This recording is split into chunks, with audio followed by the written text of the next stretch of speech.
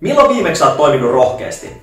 Entä milloin viimeksi sulla on jäänyt vähän rohkeus piippuun, mutta sä olisit toivonut, että sä olisit toiminut rohkeasti? Mikä meitä oikeastaan estää tekemästä niitä asioita, mitä me halutaan? Pelko.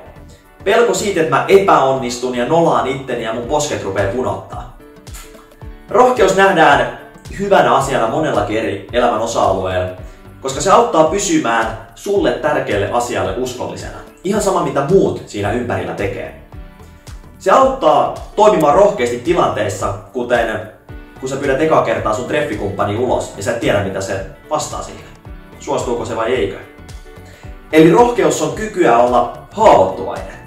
Ja haavoittuvaisuus on tunne, jota me koetaan silloin, kun me otetaan riskejä ja me koetaan epävarmuutta, että mä en oikeastaan tiedä, mitä tulee käymään. Rohkeutta ja uhkarohkeutta, niitä molempia on, mutta mikä niiden ero on?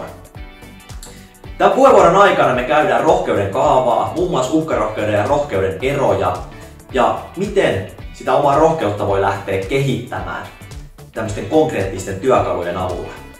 Tämän takia puheenvuoro soveltuu erityisesti yritysten teemapäiviin, virkistyspäiviin, viikkopalavereihin, mutta toisaalta myös yrittäjien tilaisuuksiin ja opiskelija- ja itsensä kehittämisen tilaisuuksiin, joissa rohkeutta käsitellään.